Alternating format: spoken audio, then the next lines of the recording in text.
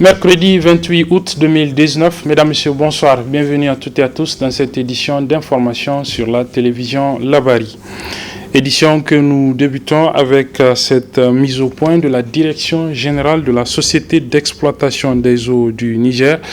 Une mise au point qui fait suite à la visite effectuée au niveau des locaux de la Société d'exploitation des eaux du Niger, SEN, de Tawa, par le président du conseil de ville. Cela suite à des plaintes qu'il a reçues des populations de la ville de Tawa après que cette société, la SEN, donc, ait déposé plusieurs compteurs de ses abonnés au niveau de ses locaux. La mise au point, je vous la donne donc, c'est celle de la Direction générale de la Société d'exploitation des eaux du Niger. Le jeudi 22 août 2019, le président des villes de Tawa et d'autres personnes ont fait une intrusion dans les locaux de la Société d'exploitation des eaux du Niger de Tawa au mépris du règlement en cours, mais aussi des salariés de la société. La société tient donc à rappeler que la relation avec les abonnés est régie par le règlement du service affermé. C'est dans ce seul cadre réglementaire que sont fixés le régime des abonnements, les dispositions techniques relatives au branchement, au système du comptage et de contrôle et les conditions de paiement par les abonnés des factures d'eau. Des impayés de plus de 20 millions cumulés depuis 2017 ne peuvent donc être couverts par une telle action intrusive, au demeurant illégale et dangereuse pour les salariés envers lesquels la société dit être solidaire, alors que le recouvrement répond strictement aux obligations de la société. La société renouvelle son engagement à respecter les missions qui lui ont été assignées en tant qu'opérateur du service public d'eau potable et remercie son aimable clientèle pour sa confiance. C'est donc une mise au point de la Direction générale de la Société d'exploitation des eaux du Niger. L'activiste de la société civile, président du mouvement pour la promotion d'une citoyenneté responsable section de Zender, Sadat Iliad Malam, sera fixé le 20 novembre prochain sur son sort. Vous le savez, il est détenu depuis plus d'un an au niveau de Zender à la suite des manifestations de contestation de certaines mesures fiscales antisociales contenues dans la loi des finances de 2018. C'est ce matin en effet que la Cour d'appel a examiné l'appel interjeté par le procureur de la République près le tribunal de grande instance de Zender, alors qu'il avait été mis en liberté par le juge d'instruction. Je propose à cet effet de suivre le résumé de ce procès en appel qui s'est tenu donc aujourd'hui à Zender avec nos confrères de la télévision Gaskia. Procès Fleuve, c'est sans nul doute celui du très célèbre et engagé activiste nigérien Sadat Iliad Malam, arrêté et embastillé à Zender le 18 avril 2018 dans le cadre de la défense des droits humains, notamment la lutte contre les dispositions jugées de scélérates contenues dans les lois des finances 2018 et 2019. Le dossier du coordinateur du MPCR de Zender subissant un traitement caoutchouc a été examiné en cette matinée du 28 août 2019 lors du procès en appel devant la chambre d'accusation près la cour d'appel de Zender qui décide que de selon 18 mois de privation de liberté, Sadat Iliad Malam doit attendre encore le 20 novembre prochain pour connaître son sort. Joint à sa famille éplorée, ses frères de lutte déterminés à poursuivre le combat se disent tout à fait attirés, même s'ils font confiance aux intègres magistrats nigériens.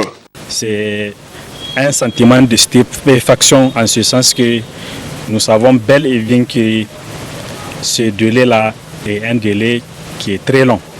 Mais qu'à cela ne tient pour les raisons qui ont motivé le juge, nous gardons confiance que le 20 novembre, Inch'Allah, le camarade Sadat Iliad Malam sera libéré. Nous profitons effectivement de cette occasion pour appeler la population de Zender a gardé son sang-froid par rapport à cette question, à sa famille, aux camarades qui compatissent avec nous cette situation douloureuse.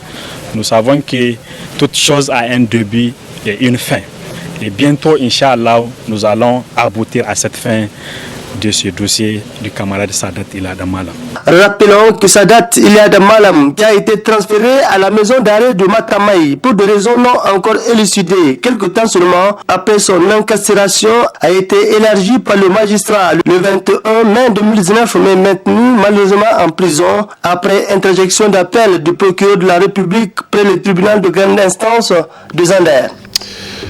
Ici à Niamey, le personnel de l'opérateur de téléphonie mobile Orange Niger a entamé ce matin une grève de 4 jours pour exiger de son employeur donc la satisfaction de ses revendications.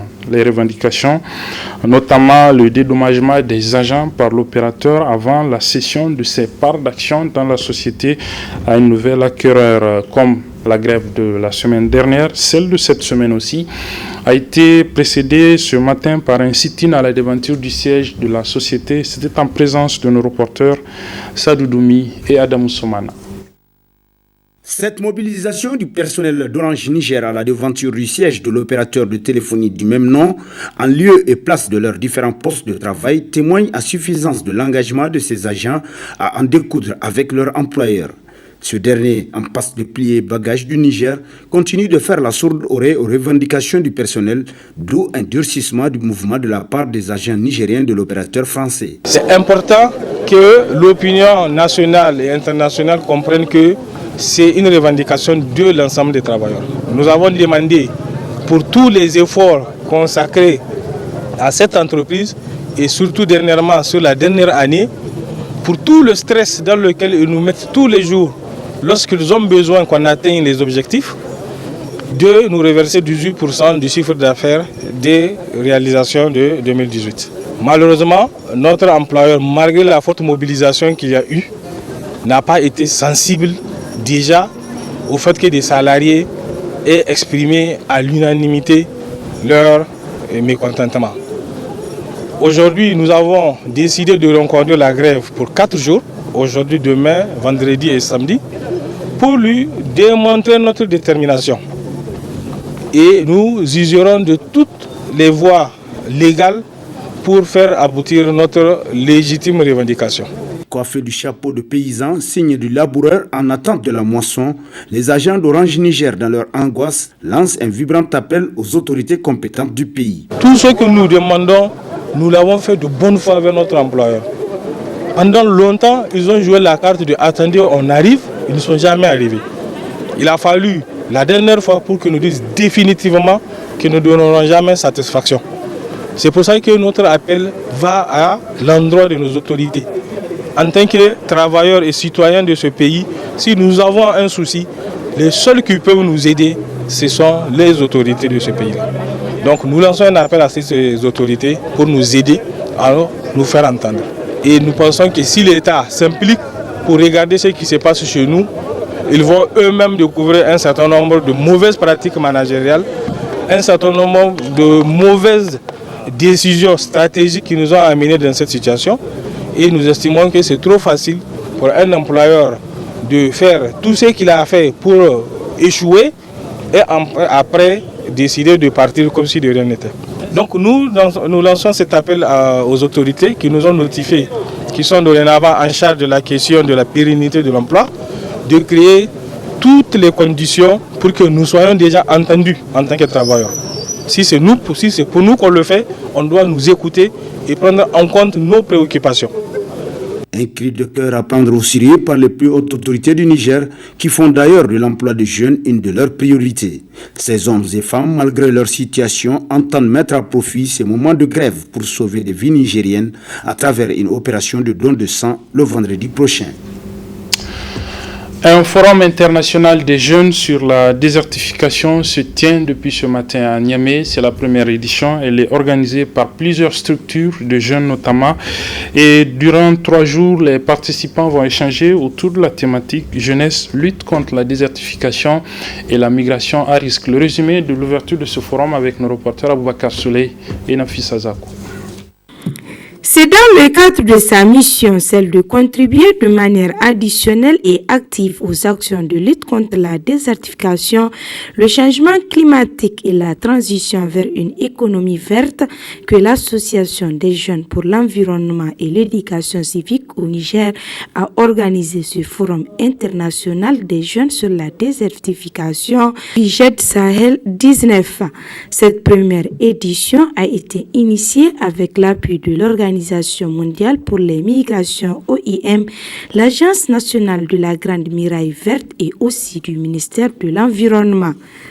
L'idée de ces forums est d'asseoir une véritable plateforme d'échange et d'action dont la mission serait de renforcer et de fédérer les initiatives des jeunes Sahéliens sur la lutte contre la désertification et le changement climatique. Le thème choisi pour cette première édition, Jeunesse, lutte contre la désertification et la migration à risque, n'est pas fortuit. En effet, il place la jeunesse et les terres au cœur des enjeux et des défis du Sahel. Mais plus encore, il place ces deux concepts-là au cœur des solutions face aux multiples crises que connaissent nos pays, qu'ils soient des crises sécuritaires, climatiques, sociales ou économiques. La lutte contre la désertification est un impératif indiscutable pour toute société qui veut progresser vers la paix, le développement durable.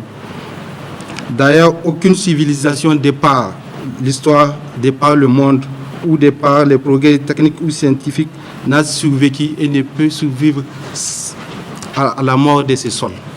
Le secrétaire général du ministère de l'Environnement a quant à lui souligné le but de ce forum international des jeunes dans son discours d'ouverture. Le forum qui nous réunit aujourd'hui a pour but de favoriser, susciter, je dirais même catalyser une implication active et inclusive des jeunes dans la lutte contre la désertification et le changement climatique.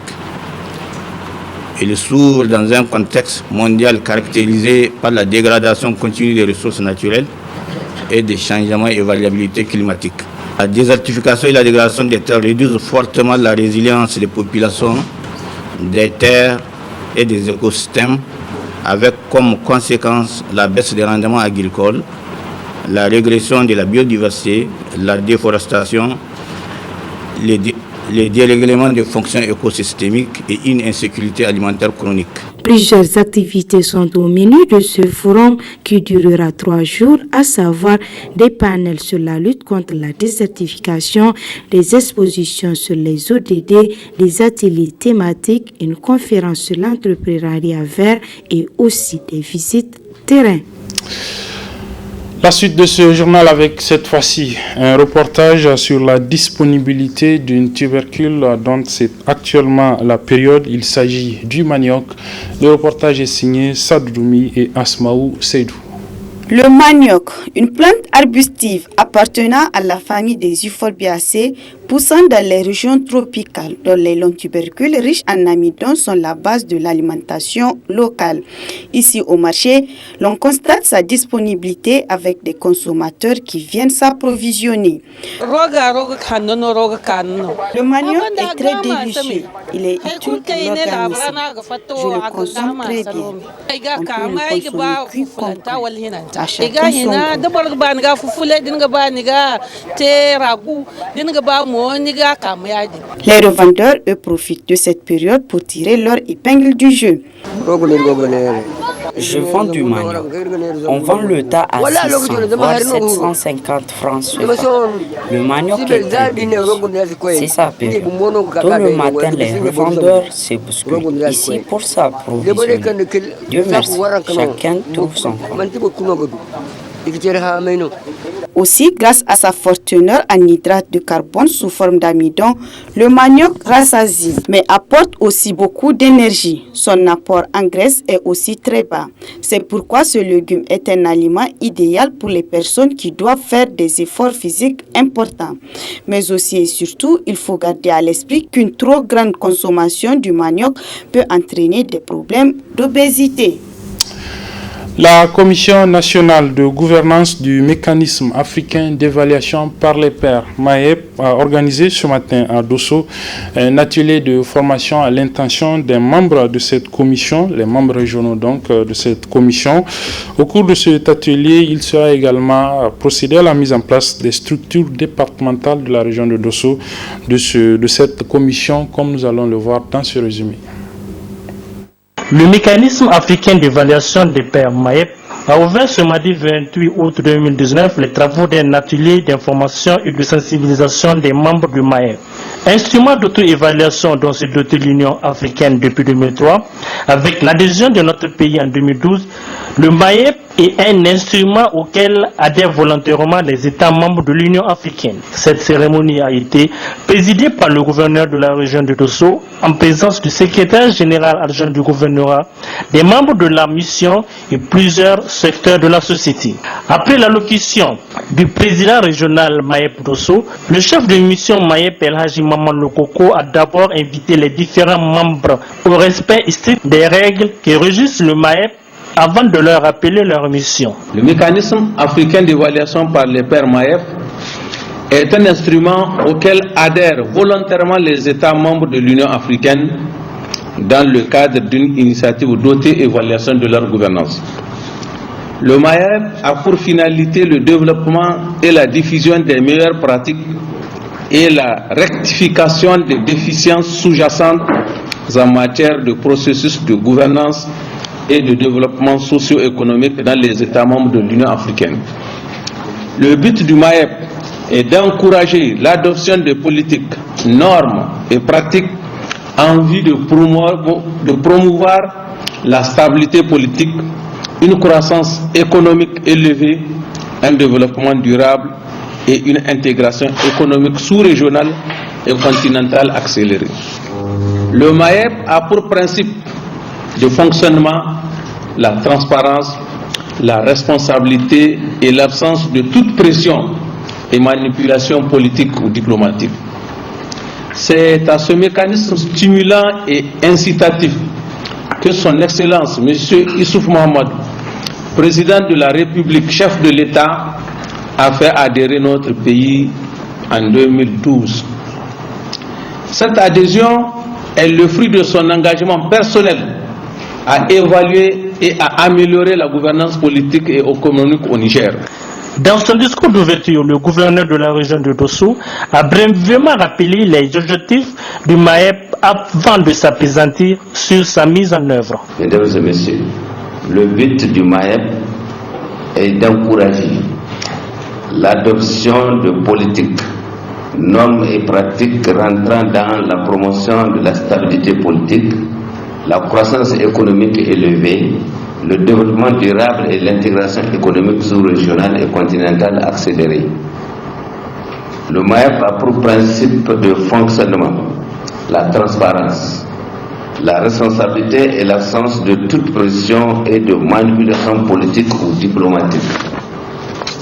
C'est à ce mécanisme stimulant et indicatif que son Excellence El Hadji Issouf Mahamadou, président de la République, chef de l'État, a fait adhérer notre pays en juillet 2012. Cette adhésion est le fruit de son engagement personnel à évaluer et à améliorer la gouvernance politique et économique au Niger. Il faut enfin souligner que cet atelier qui durera 24 heures a regroupé plusieurs secteurs sociaux de la population de Dosso.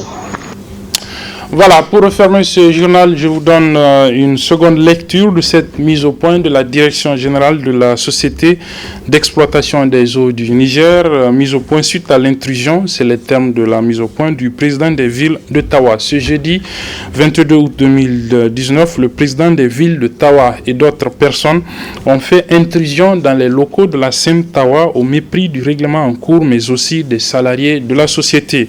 La société tient donc à rappeler que la relation avec les abonnés est régie par le règlement du service affermé. C'est dans ce seul cadre réglementaire que sont fixés le régime des abonnements, les dispositions techniques relatives au branchement, au système de comptage et de contrôle et les conditions de paiement des abonnés des factures d'eau par les abonnés des factures d'eau.